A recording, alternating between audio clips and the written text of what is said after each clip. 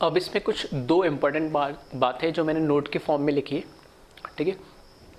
First point इसमें odd number of interchange of substituents with each other will change their configuration, that is R become S or vice versa, ठीक है। odd number of interchange से मेरा क्या मतलब है कि कोई भी कायरल एटम है उसके पास 4 ग्रुप लगे हुए हैं, ठीक है, 4 डिफरेंट ग्रुप लगे, उन 4 में से किसी भी 2 को मैं एक्सचेंज कर दूं, ठीक है। फॉर एग्जाम्पल अगर मेरे पास हॉरिजॉन्टल पोजीशन पे है कोई एक ग्रुप है, इधर बी ग्रुप है, तो मैंने दोनों को एक्सचेंज कर दिया, तो ये एक एक्सचेंज कहलाएगा। फिर जरूर नहीं कि मैं हॉरिजॉन्टल को हॉरिजॉन्टल से एक्सचेंज कर सकता हूँ या वर्टिकल को वर्टिकल से एक्सचेंज कर सकता हूँ, ठीक है। एक हॉरिजॉन्टल को और एक वर्टिकल को भी एक्सचेंज कर सकता हूँ, ठीक है, कैसे भी कोई भी एक एक्सचेंज, लेकिन ये एक एक्सचेंज कहलाएगा।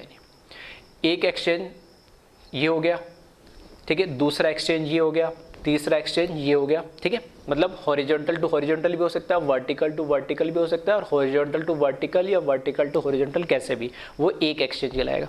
तो ऑड नंबर से मतलब है कि अगर मैं एक एक्सचेंज करूँ, 3 एक्सचेंज करूँ, 5 एक्सचेंज करूँ, ठीक है, ऐसे एक्सचेंज करने पर जो ओरिजिनल हमारे पास जो मॉलिक्यूल था, ओरिजिनल जो हमारे पास कंपाउंड था, उसमें कायरल जो एटम था उसका जो कॉन्फ़िगरेशन ओरिजिनली था वो कॉन्फ़िगरेशन चेंज हो जाएगा। चेंज हो जाएगा मतलब अगर ओरिजिनल उसका R होगा तो एक एक्सचेंज करने पे वो S हो जाएगा, थर्ड एक्सचेंज करूंगा तो भी S ही रहेगा, फिफ्थ एक्सचेंज करूंगा तो भी S रहेगा, और सेवन्थ एक्सचेंज मतलब जितने भी ऑड वाले एक्सचेंज करूंगा उसमें जो ओरिजिनल था उसका अपोजिट होगा। अगर R था तो SSS रहेगा वो, और अगर इनिशियली S था तो वो R ही रहेगा हमेशा।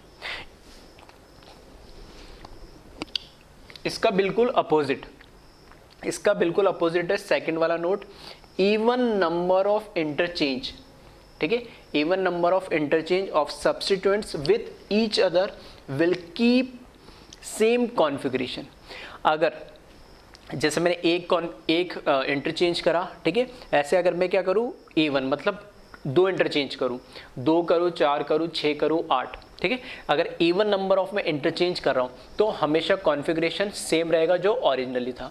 अगर ओरिजिनली कॉन्फ़िगरेशन R था तो 2 इंटरचेंज करने पे भी R ही रहेगा, 4 करने पे भी R रहेगा, 6 करने पे भी R ही रहेगा, ठीक है। तो 2 बहुत ही ज़्यादा, ठीक है, बहुत ज़्यादा इंपॉर्टेंट नोट है ये, इसको आपको ध्यान रखना है, ठीक है। सिर्फ बताने के लिए मैं इसका एक एग्जांपल लेके प्रूव करके बता दे रहा हूँ ऐसा कैसे हो रहा है, नहीं, ठीक है। लेकिन ध्यान रखना ऑड नंबर ऑफ इंटरचेंज करोगे तो कॉन्फ़िगरेशन जो भी था वो चेंज हो जाएगा, क्योंकि 2 ही होगा, एक R होगा या फिर S होगा, तो R था तो S हो जाएगा, S था तो R हो जाएगा। और अगर इवन नंबर ऑफ इंटरचेंज हो रहे तो उस केस के अंदर कॉन्फ़िगरेशन क्या रहेगा, सेम रहेगा। तो एक बार इसको कॉपी कर ले, फिर उसके एक एग्जाम्पल के फॉर्म में मैं इसको समझा देता हूँ, ठीक है। तो वीडियो को पॉज करके इसको कॉपी कर लीजिएगा। इसमें एक एग्जांपल ले रहा हूँ मैं जिसमें, ठीक है, एक एक्सचेंज भी करके देख लेता हूँ, 2 एक्सचेंज भी करके देख लेते, 3, और तुम्हारी इच्छा हो तो कितनी भी कर सकते हो, 3, 4, 5, ठीक है। मैं 2 या 3 एक्सचेंज करके बताता हूँ जिसमें ऑड और इवन दोनों कवर हो जाएगा, और उससे ये प्रूव हो जाएगा, ठीक है, कि कॉन्फ़िगरेशन चेंज हो रहा है या नहीं हो रहा है, ठीक है। एग्जाम्पल के लिए मैंने, ठीक है, सिंपल सा एग्जाम्पल लेता हूँ, हाइड्रोजन, क्लोरीन, ब्रोमीन और आयोडीन, ठीक है। तो यहाँ पर मैंने क्या करा, ठीक है, ये हमारे पास मॉलिक्यूल दे रखा है, तो ये कैसा होगा, कायरल सेंटर तो हो गई, चारों हमारे पास सब्स्टिट्यूएंट अलग है। इसकी अगर मैं नंबरिंग कर दूँ, ठीक है, नंबरिंग कर दूँ तो इसमें 1, 2, 3 और ये क्या हो जाएगा, 4 हो जाएगा।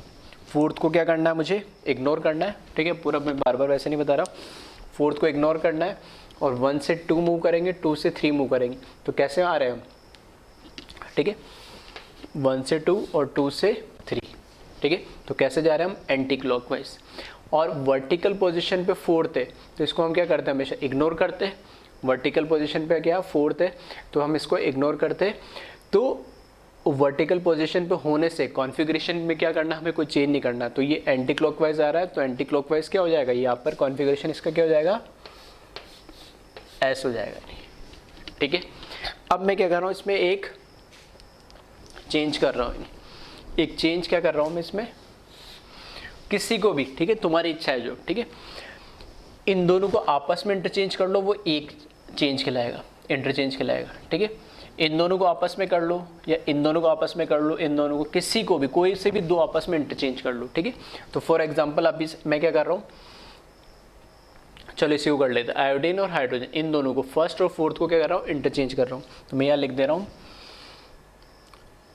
हाइड्रोजन एंड आयोडीन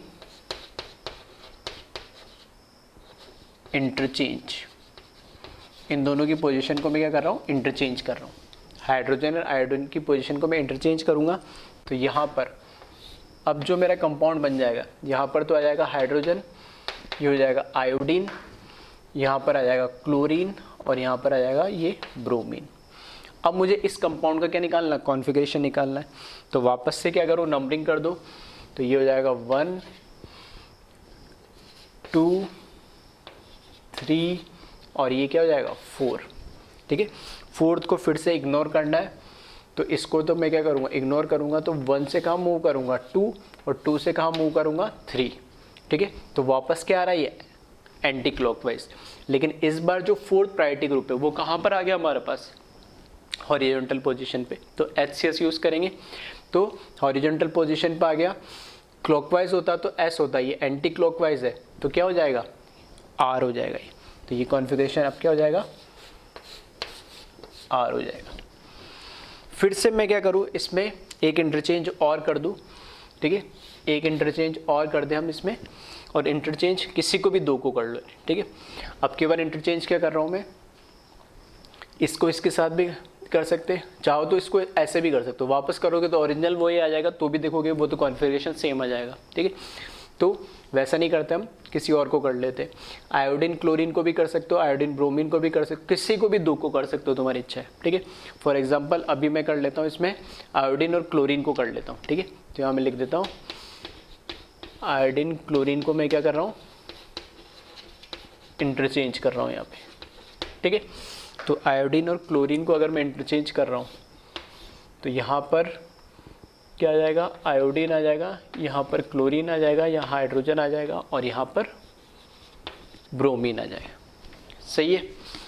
तो इसके अकॉर्डिंग वापस से नंबरिंग करेंगे, तो ये तो 1 ही रहेगा, ये 2 रहेगा, 3 रहेगा और ये क्या रहेगा 4 रहेगा, ठीक है। इसमें कोई चेंज नहीं आएगा।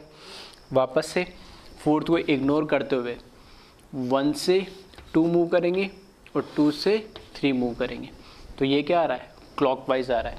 क्लॉकवाइज आ रहा है तो क्या होना चाहिए, R होना चाहिए, जबकि ये क्योंकि हमारे पास जो फोर्थ प्रायोरिटी ग्रुप है किस पर आ गया, हॉरिजॉन्टल पर आ गया, तो क्लॉकवाइज में वो क्या हो जाता है, S हो जाता है। आ रही बात समझ में। ऐसे कितने भी इंटरचेंज कर सकते हो, तो मैं ऐसे बोल सकता हूँ, ये पहला इंटरचेंज, ये ओरिजिनल हमारे पास मॉलिक्यूल था, उसका ये पहला इंटरचेंज करा तो ये बना, दूसरा इंटरचेंज करा तो ये बना। तो ये तो क्या हुआ, पहला इंटरचेंज मतलब ऑड इंटरचेंज, और मैंने बोला जब भी ऑड इंटरचेंज करोगे तो S क्या बन जाएगा, R, और R क्या बन जाएगा, S। तो देखो बिल्कुल S क्या बन गया, यहाँ पर R बन गया। और इवन इंटरचेंज करेंगे, मतलब पहला इंटरचेंज ये, फिर उसके बाद दूसरा इंटरचेंज ये, तो वापस ओरिजिनल आ जाएगा। ओरिजिनल भी S था और अभी भी क्या बन गया, S बन गया। और तुम्हारी इच्छा उतना, ठीक है, तीसरा इंटरचेंज इनमें से किसी भी दो को मूव करा दो, तीसरा जब इंटरचेंज करोगे तो वापस वो क्या बन जाएगा, R बन जाएगा। फिर उसका नेक्स्ट फोर्थ इंटरचेंज करोगे तो वापस क्या बन जाएगा, वो S के बाद R बनेगा थर्ड में, और फोर्थ में वापस S बन जाएगा। तो ये मैंने एक प्रूव करके बता दिया, ठीक है, जो मैंने नोट के फॉर्म में लिखाया था।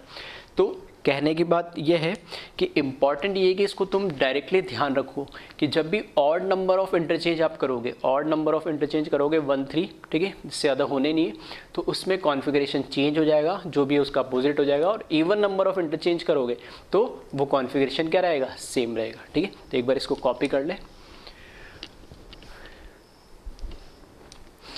अब हम बात करते हैं इसके अंदर, ठीक है, ये तो हुआ इंपॉर्टेंट नोट था। अब हम बात कर रहे थे जो मैंने बोला था वैज डैश की। तो मैंने बोला था वैज डैश में एक्चुअल में है कुछ नहीं, वैज डैश को क्या करते हैं हम, फिशर प्रोजेक्शन के अंदर क्या करते हैं, कन्वर्ट करते हैं। तो फिशर प्रोजेक्शन में कन्वर्ट कर देंगे तो फिर वहाँ से हमें कॉन्फ़िगरेशन निकालना क्या हो जाएगा, आसान हो जाएगा। तो मैं एक इसको कन्वर्ट कैसे करा उसको थोड़ा सा मैं बता देता हूँ एक बार, ठीक है। ये एक चार्ट ठीक है, क्योंकि अभी तक हम क्या ले रहे हैं, एक कायरल एटम ले रहे हैं, टेट्राहेड्रल ले रहे हैं, तो टेट्राहेड्रल एक्चुअल में रियल स्ट्रक्चर कैसा होगा, ऐसा होगा। तो हम हमेशा कैसे बात करते हैं कि हम बोलते हैं ये येलो वाला और ग्रीन वाला ये इस प्लेन के अंदर है और ब्लू वाला इस प्लेन के बाहर है और रेड वाला, ठीक है, जो रेड वाला इस प्लेन के अंदर है, इस तरीके से, ठीक है। येलो वाला और ग्रीन वाला और कार्बन ये तीनों एक प्लेन के अंदर है, इस प्लेन के अंदर, इसके बाहर ब्लू वाला प्लेन के बाहर है और रेड वाला प्लेन के अंदर है। इसको हम बोर्ड पे रिप्रेजेंट कैसे करते हैं, इसको हम इस तरीके से दिखाते हैं। ये हो गया कार्बन, एक बॉन्ड ऐसे, एक बॉन्ड ऐसे और एक प्लेन के बाहर, जिसको हम किससे दिखाते हैं, वेज फॉर्म से दिखाते हैं, और एक प्लेन के अंदर होता है, इसको हम किससे दिखाते हैं, डैश फॉर्म से। तो इसी को मैं लिख रहा हूँ, कंपेयर कर रहा हूँ। अभी जैसे मैंने कैसे देखा था, ठीक है, इस तरीके से मान लो, तो ये येलो है तो मैं यहाँ पे येलो लिख देता हूँ, इधर रेड लिख देता हूँ, प्लेन के बाहर ग्रीन मान लेता हूँ और प्लेन के अंदर ब्लू मान लेता हूँ, ठीक है, इसी फॉर्म में, ठीक है, ऐसे मान लेता हूँ। अभी शायद मैंने कुछ और लिया था, अभी ऐसे ले लेता हूँ, ठीक है। तो येलो, रेड और ये जो कार्बन है तीनों एक प्लेन के अंदर, ग्रीन प्लेन के बाहर, ब्लू प्लेन के अंदर, तो वही मैंने लिख दिया, ठीक है। अब आ जाओ, मैंने क्या करा, जो ये फॉर्म है, ठीक है, अब मेरे को इसको क्या फिशर प्रोजेक्शन में कन्वर्ट करना है, वेज डैश को। अब तुम्हें एग्जाम में या पेपर पे तो ये, ठीक है, इस तरीके से लिखा हुआ मिलेगा। अब ये स्ट्रक्चर तो होगा नहीं, लेकिन इसको डायरेक्ट, ठीक है, इसको डायरेक्ट क्या करोगे, फिशर प्रोजेक्शन में कन्वर्ट करना क्या होता है, ठीक है, थोड़ा मुश्किल होता है। तो फिशर प्रोजेक्शन में अगर वेज डैश को कन्वर्ट करना है तो इसको तुम्हें क्या करना पड़ेगा, रोटेट करना पड़ेगा। रोटेट कैसा करना पड़ेगा, आइदर तुम्हें क्या चाहिए होगा, अभी यहाँ पे 3 प्लेन मिल जा रहे हैं, 3 प्लेन मतलब 3 पोजीशन मिल जा रही। एक तो ये येलो और रेड क्या प्लेन के अंदर है, एक प्लेन के अंदर है, एक प्लेन के बाहर है, ब्लू प्लेन के अंदर है और ग्रीन प्लेन के क्या है, बाहर है। तो इसको हमें क्या करना है, इसको हमें चेंज करना है और हमें जो 4 इसके सब्स्टिट्यूएंट है, जो 4 बॉन्ड है टेट्राहेड्रल के, उसमें क्या करना है कि 2 को प्लेन के बाहर रखना है और 2 को प्लेन के अंदर रखना है।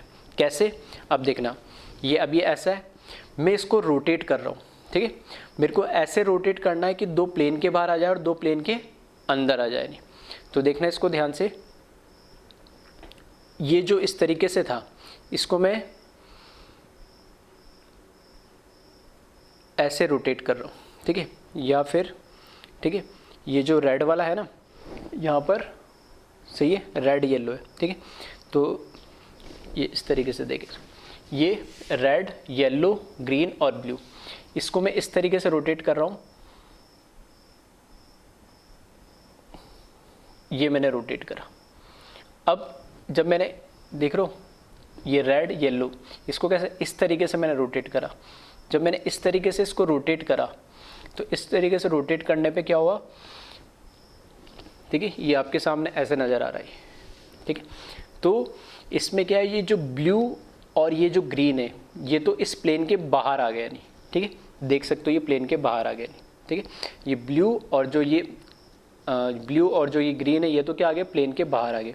और जो इसमें ये येलो जो ऊपर है और ये रेड जो नीचे, ये प्लेन के अंदर आ गए, ठीक है। इसको ध्यान से देखना है, ऐसे दिख रहे प्लेन के अंदर है दोनों, येलो और रेड प्लेन के अंदर है। और ये अगर मैं बोलूँ ये प्लेन है, ठीक है, ये प्लेन है, ये प्लेन है, तो इसमें इस प्लेन के ग्रीन और ब्लू ये तो आगे प्लेन के बाहर, और ये येलो और रेड इस प्लेन के क्या आगे पीछे, और ये आपको ऐसे फ्रंट में ऐसे दिखता है, यानी इस तरीके से, ठीक है। तो मैं इसको क्या कर रहा हूँ, ऐसे मैंने इसको क्या कर दिया, रोटेट कर दिया, यानी आ रही बात समझ में। फिर से बता रहा हूँ, ध्यान से देखना इसको, यहाँ पर इस तरीके से था मेरे पास ये,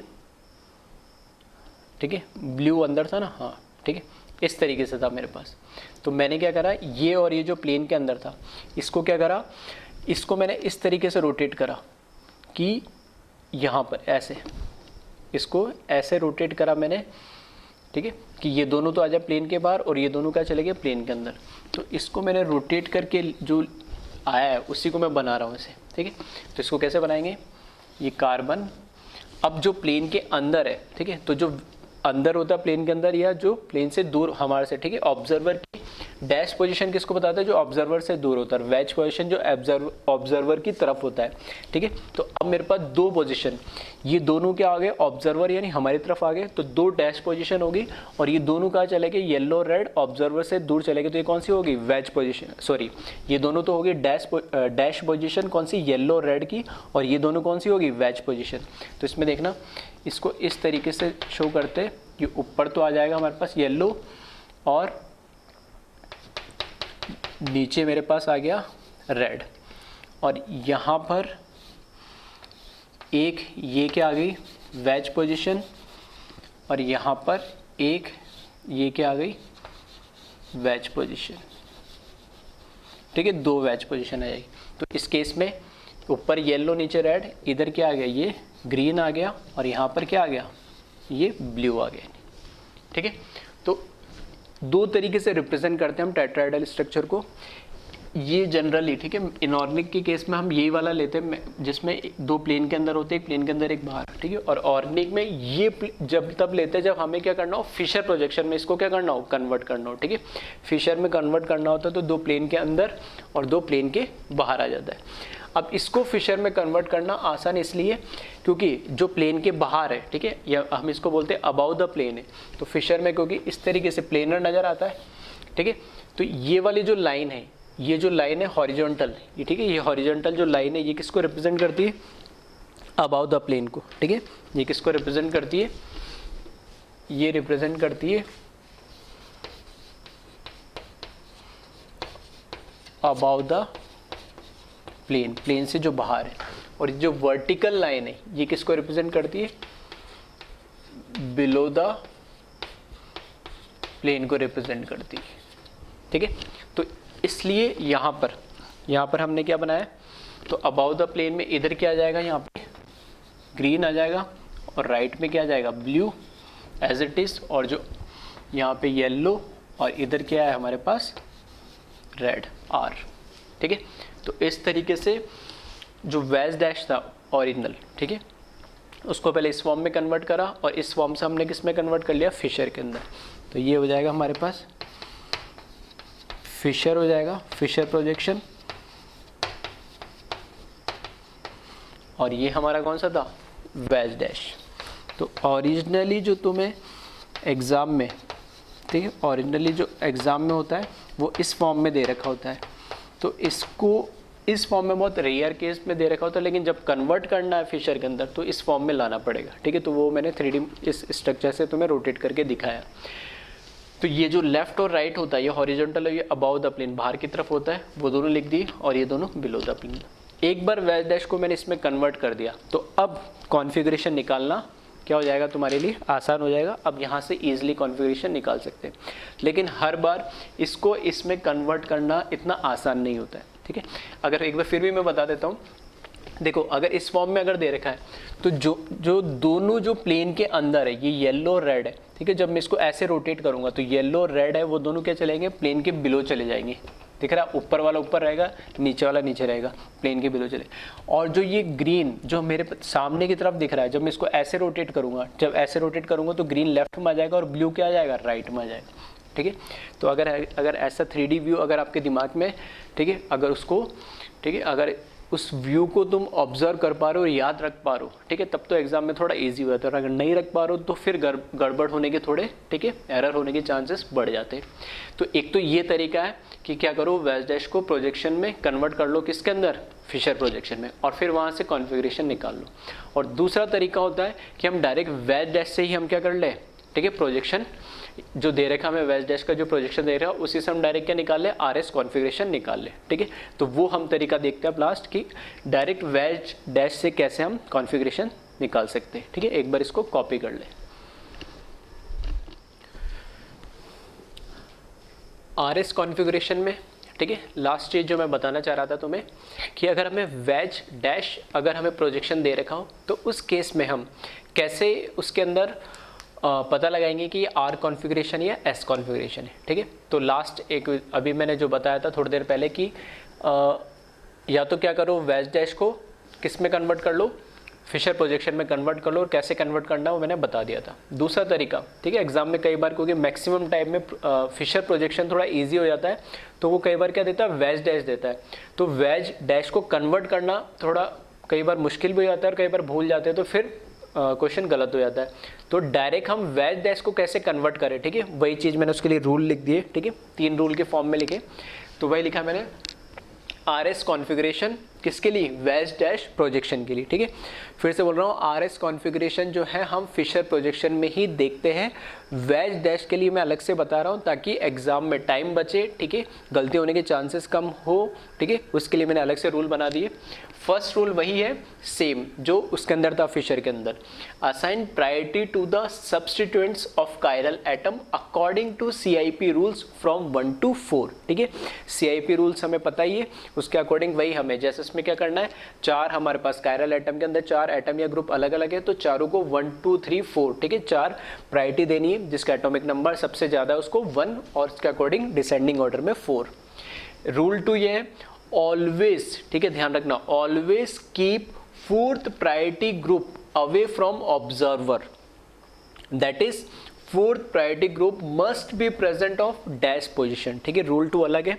रूल 2 का मतलब है कि हमें पता है वेज डैश में एक वेज पोजीशन होती है, एक डैश पोजीशन होती है और 2 प्लेन के अंदर होते हैं, नहीं, ठीक है, जो मैंने बताया था सबसे फर्स्ट इधर जो बनाया था। तो उसमें जो डैश होती है वो क्या होती है, बोर्ड के अंदर की तरफ, यानी बिलो द प्लेन जिसको हम बोलते हैं वो ऑब्जर्वर, ठीक है। अगर आप वहां से देख रहे हो तो आप ऑब्जर्वर हो, तो ऑब्जर्वर से दूर कौन होगा, प्लेन के बिलो वाला, यानी, और प्लेन के अबाव वाला वो कौन सा होगा, ऑब्जर्वर की तरफ होगा, टूवर्ड्स द ऑब्जर्वर। तो यहाँ पर ये कह रहा है कि जो 4th प्रायोरिटी ग्रुप है, ठीक है, जिसकी नंबरिंग सबसे लास्ट में आएगी CIP रूल्स के अकॉर्डिंग, एटॉमिक नंबर के अकॉर्डिंग, वो हमेशा, ठीक है, मस्ट लिखा मैंने यहाँ पे, वहाँ पे भी ऑलवेज लिखा है और यहाँ पे भी मस्ट लिखा है, ठीक है, हमेशा कहाँ पर होना चाहिए, डैश पोजीशन पे होना चाहिए, 4th priority group dash position पे होना चाहिए। अगर नहीं है तो तुम्हें लेकर आना है, ठीक है, कैसे लेकर आना वो मैं अलग अभी आगे बताऊंगा, लेकिन कंडीशन ये है कि रूल 2 में ध्यान रखना, जो 4th प्रायोरिटी ग्रुप है हमेशा डैश पोजीशन पे होना चाहिए, अवे फ्रॉम द ऑब्जर्वर होना चाहिए, बिलो द प्लेन होना चाहिए, ठीक है। इस रूल को बड़े ध्यान से याद रखना। और थर्ड रूल वही सेम है, ignoring 4th priority group move 1 to 2 2 to 3, ठीक है। ऐसा करने पे 4th प्रायोरिटी ग्रुप को इग्नोर करो और 1 से 2 2 से 3 मूव करो, और अगर क्लॉकवाइज डायरेक्शन, ठीक है, क्लॉकवाइज डायरेक्शन आ रही है तब तो सिंपल सा क्या हो जाएगा, वापस R हो जाएगा, ठीक है, और एंटी क्लॉकवाइज आ रहा है तो इसमें क्या हो जाएगा, S हो जाएगा, ठीक है। फिशर प्रोजेक्शन में हमें देखना पड़ रहा था कि 4th प्रायोरिटी ग्रुप कहाँ वर्टिकल पे आ रहा है या हॉरिजॉन्टल पे आ रहा है, उसके अकॉर्डिंग हमारा R और S डिसाइड होता था, ठीक है, क्योंकि वर्टिकल में तो सेम रहता था R और S, बट हॉरिजॉन्टल में R और S का क्या अपोजिट हो जाता था। लेकिन ऐसा इसमें कोई प्रॉब्लम नहीं है, इसमें सिर्फ तुम्हें क्या करना है, 4th को इग्नोर करना है और 1 to 3 मूव कराना है, और अगर क्लॉकवाइज आ रहा है तो R और एंटी क्लॉकवाइज आ रहा है तो S, ठीक है। ये रूल 2 सबसे इंपॉर्टेंट है अगर वेज डैश से अगर तुम डायरेक्ट करते हो तो, ठीक है। इसको एक बार कॉपी कर ले और इसका एक एग्जांपल हम देखते हैं अब, ठीक है। वीडियो को पॉज कर ले, वीडियो को पॉज करके इसको कॉपी कर ले और इसका एक एग्जांपल देख लेते हैं जल्दी से, कि वेज डैश अगर तुम्हें दे रखा हो तो किस तरीके से हम उस केस के अंदर, ठीक है, वेज डैश के केस के अंदर हम किस तरीके से R और S कॉन्फ़िगरेशन डिटरमाइन करेंगे, नहीं, ठीक है। तो इसमें सिंपल सा एक एग्जांपल ले लेता हूं मैं, कार्बन, जहां पर मैंने ले लिया फ्लोरीन, क्लोरीन, ठीक है, ये हो गया हमारे पास वेज, और ये हो गया डैश। यहाँ पे मैंने हाइड्रोजन ले लिया और यहाँ पर मैंने आयोडीन ले लिया, ठीक है। ये हमें वेज डैश के फॉर्म में दे दिया, और चारों ग्रुप्स और एटम्स क्या है, अलग अलग है, चारों ग्रुप्स और एटम्स अलग अलग है। तो यहाँ पर देख सकते हो ये कैसा हो जाएगा, हमारा कायरल सेंटर हो जाएगा, ठीक है, कायरल सेंटर है, ये कायरल एटम है। तो अब मैं इसमें R या S कॉन्फ़िगरेशन इसका बता सकता हूँ। R और S कॉन्फ़िगरेशन बताने के लिए रूल 1 क्या था कि हमें असाइन करना पड़ेगा, ठीक है, अकॉर्डिंग टू CIP रूल्स। तो हाइड्रोजन, फ्लोरीन, क्लोरीन और आयोडीन में से ये हो जाएगा 1, फिर हो जाएगा ये 2, फ्लोरीन 3 और हाइड्रोजन का एटॉमिक नंबर इनमें से सबसे कम होता है। ठीक है, सबसे ज़्यादा एटॉमिक नंबर आयोडीन का, फिर क्लोरीन का, फिर फ्लोरीन का, फिर हाइड्रोजन का। ये हमने असाइन कर दिया। हमने बोला था जो फोर्थ प्रायोरिटी ग्रुप है वो हमेशा किस पे होना चाहिए, डैश पे होना चाहिए।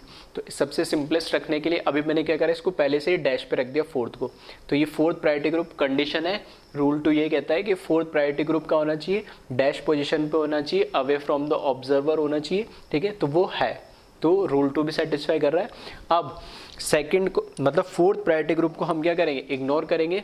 इसको इग्नोर करते हुए ठीक है 1 से कहाँ मूव करेंगे, 2, और 2 से कहाँ मूव करेंगे, 3। तो 1 से 2, 2 से 3, तो क्या आ रहा है, क्लॉकवाइज आ रही, क्लॉकवाइज आ रही। तो इसका कॉन्फ़िगरेशन कैसा हो जाएगा, R हो जाएगा। ठीक है, तो एज सिंपल इज दैट। तो इस केस में वेज डैश के केस में अगर ऐसा हो तो ठीक है सिंपल है उस वाले से, इसमें हॉरिजॉन्टल और वर्टिकल वाला प्रॉब्लम नहीं होता है।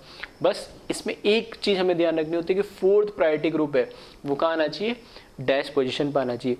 तो अगर डायरेक्ट फोर्थ डैश पे दे रखा है तब तो ठीक है, और अगर नहीं दे रखा है तब थोड़ा सा तुम्हें इसमें क्या देना पड़ेगा, ध्यान देना पड़ेगा। क्यों, क्योंकि अगर ये फोर्थ, क्योंकि रूल है ये, अगर फोर्थ प्रायोरिटी ग्रुप अगर डैश पोजीशन पे नहीं है तो तुम्हें लेके आना पड़ेगा। अब लेके आना पड़ेगा तो उसमें कुछ चेंजेस हो जाएंगे। ठीक है, कैसे हो जाएंगे, एक बार इसको कॉपी करें, एक एग्जांपल लेते हैं उसका। ठीक है,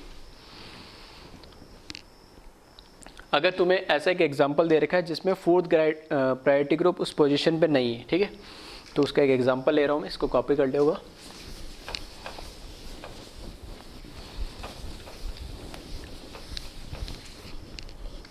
ठीक है, तो यहाँ ये कार्बन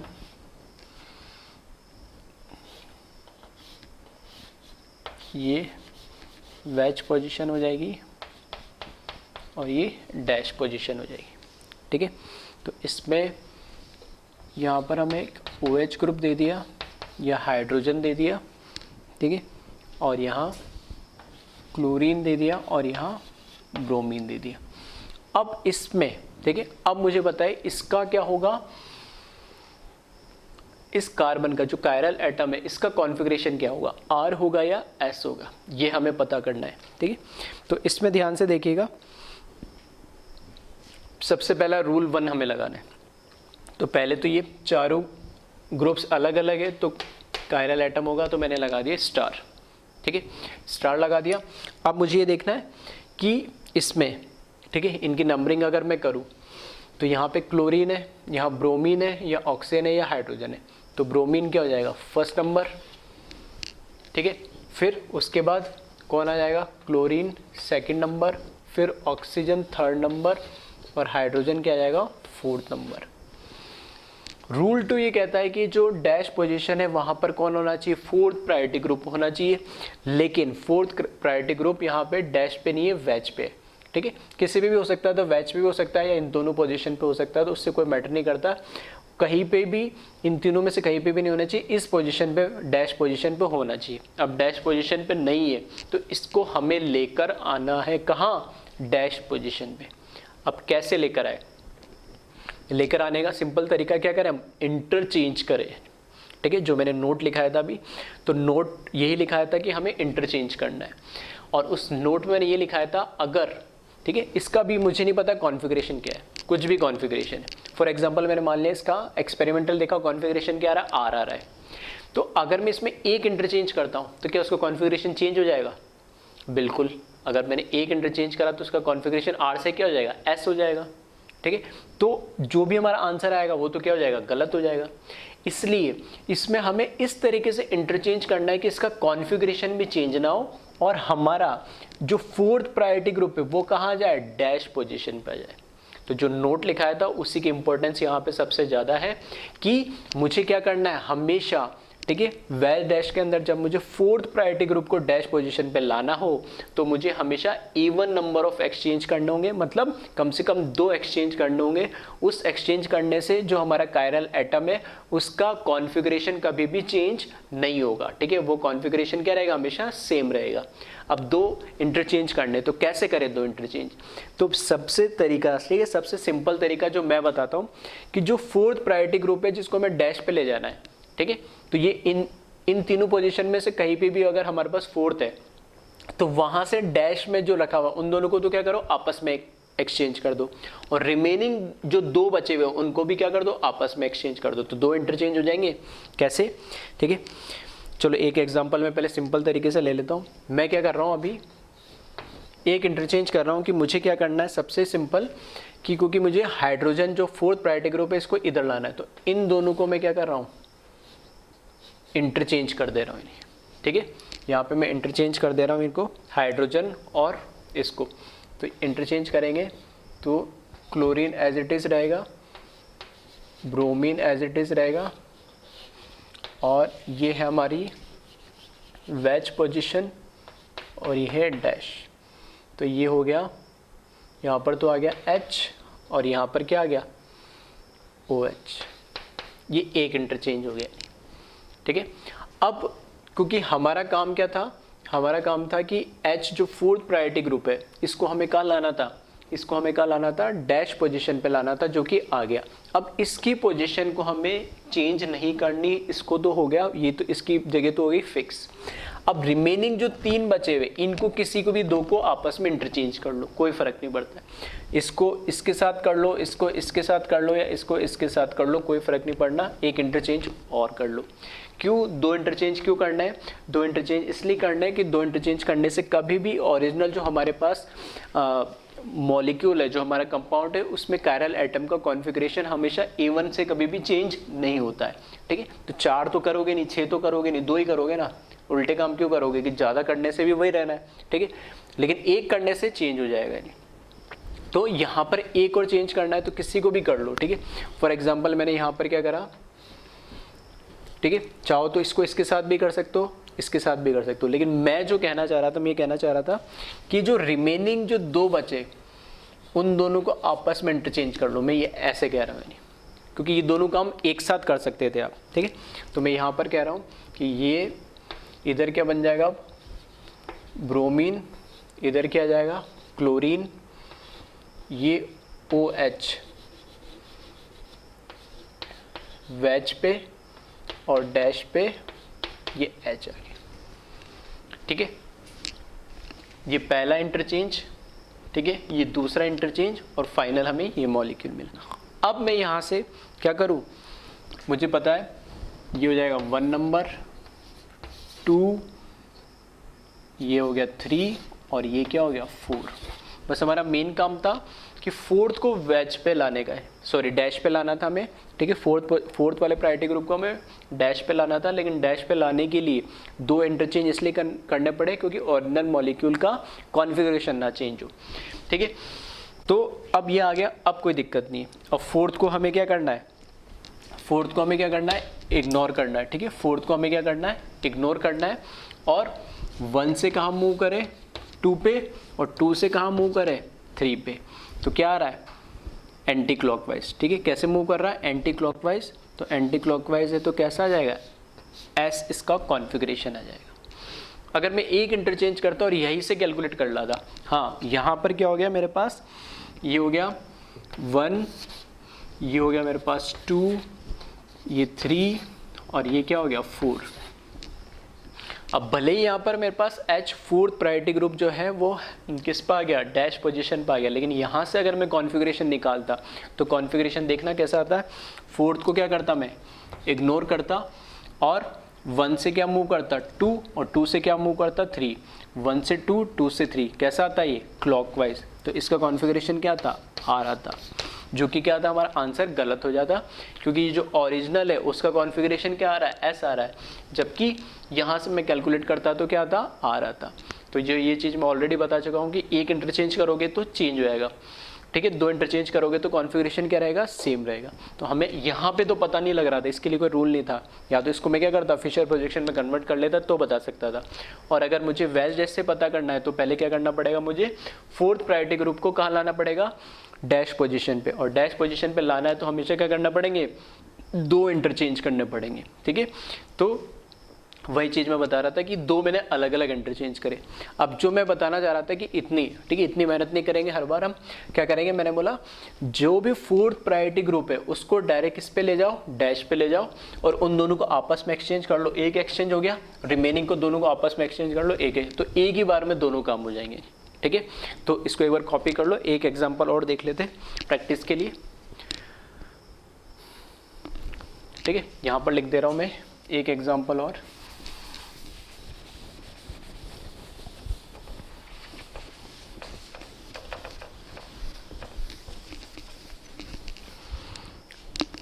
ठीक है, यहाँ पर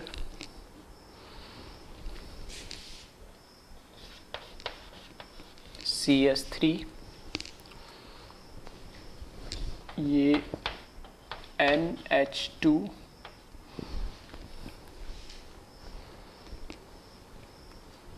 और ये OH और यहाँ पर PH, इसका ठीक है कॉन्फ़िगरेशन बताया। ठीक है, वापस से एक तरीका तो यही है क्या कि हम क्या करें, पहले तो इसमें क्या करें, नंबरिंग करें। ठीक है, तो नंबरिंग करके देख लेते हैं। चलो पहले इसकी देखो, ऑक्सीजन, नाइट्रोजन, कार्बन और फिनाइल रिंग, मतलब बेंजीन होगा तो इधर भी कार्बन ही होगा। तो इसमें से ऑक्सीजन को तो क्या आ जाएगा, सबसे ज़्यादा एटॉमिक नंबर ऑक्सीजन का, फिर उसके बाद क्या आएगा, नाइट्रोजन का है। ठीक है, अब ये भी कार्बन है, ये भी कार्बन है, लेकिन यहाँ कार्बन के पीछे क्या है, डबल बॉन्डेड कार्बन है। तो ये क्या हो जाएगा 3 और ये क्या हो जाएगा अपने आप 4 हो जाएगा। ठीक है, CIP रूल्स एक बार फिर से देख लेना अगर किसी को नहीं समझ में आ रहा हो या थोड़ा ऐसा लग रहा हो तो। CIP रूल्स जो हमने GI में, ठीक है, ज्योमेट्रिकल आइसोमर में पढ़े थे EZ के लिए, ठीक है, EOZ कॉन्फ़िगरेशन के लिए वही रूल्स है यानी। तो ये तो होगी नंबरिंग। अब फोर्थ वाला हमारे पास कहाँ है, यहाँ पर है। ठीक है, फोर्थ वाला कहाँ आ गया हमारे पास, यहाँ पर आ गया। तो अब मुझे डैश पोजीशन पे क्या लाना, फोर्थ वाला लाना है। तो मैं कह रहा हूँ कि जहाँ पर भी फोर्थ वाला हो, ठीक है, और इधर कोई भी पड़ा होगा, ये तो 1 है, कोई भी हो, 2, 3 वाला भी हो, कोई फर्क नहीं पड़ता। इन दोनों को क्या करो, फोर्थ वाले को डायरेक्ट डैश पे ले जाओ और उसकी जगह इनको ले जाओ, और रिमेनिंग को क्या करो, आपस में इंटरचेंज कर लो। तो इसको अगर मैं ऐसा करूँगा, ठीक है, तो 2 इंटरचेंज में एक ही बार में करूँगा। तो एग्जाम में भी एक ही बार में करना है। ठीक है, तो समझाने के लिए मैंने 2 अलग अलग बता दिए थे। एग्जाम में इतना टाइम खराब मत करना, एक ही बार में क्या करना, दोनों इंटरचेंज करना। तो दोनों इंटरचेंज कैसे करें, मैंने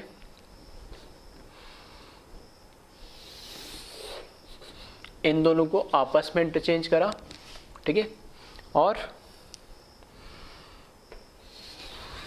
इन दोनों को आपस में इंटरचेंज कर लिया एक ही बार में। तो 2 इंटरचेंज हो गए एक साथ, 2 इंटरचेंज एक साथ हो जाएंगे। तो यहाँ पर क्या आएगा, कार्बन, और जब ऊपर क्या चला जाएगा, PH,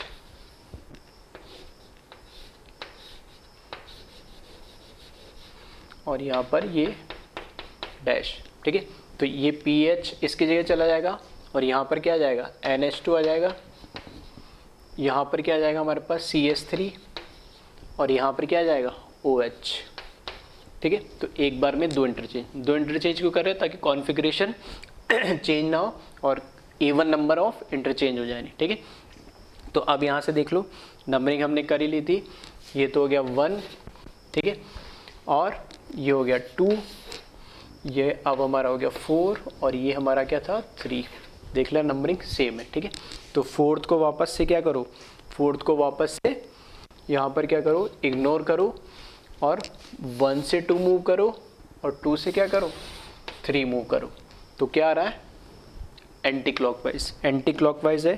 तो कैसा हो जाएगा, S कॉन्फ़िगरेशन हो जाएगा। ठीक है, तो ये समझ में आ रहा होगा किस तरीके से। ठीक है, ये इतने एरो वैरो सिर्फ मैंने तुम्हें समझाने के लिए बताया। ठीक है, जरूर नहीं एरो वैरो बनाना, सिर्फ तुम्हें समझाने के लिए बताया, ताकि ये चीज़ें क्लियर हो सके, तुम्हें समझ में आ सके कि कैसे हम क्या चीज़ें कर रहे हैं। ठीक है, तो एक दो स्टेप में भी अलग अलग बताया था और एक साथ में मैंने बताया था। बाकी तुम्हारी इच्छा है कि नहीं तुम्हें दो स्टेप में करना है, इसको इसके साथ कर लो चेंज, या फिर उन रिमेनिंग वालों को कर लो चेंज, वो तुम्हारी इच्छा है, कैसे भी करो।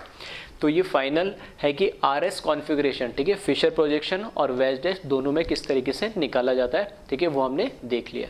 और इसकी इंपॉर्टेंस आगे हमें देखने को मिलेगी, ठीक है, जब हम एनेंटियोमर्स, डायस्टीरियोमर्स, ठीक है, ये सब चीज़ें, ठीक है, मीजो कंपाउंड्स वगैरह, रैसिमिक मिक्सचर वगैरह हम जब देखेंगे, ठीक है। तो एक बार इसको कॉपी कर लें।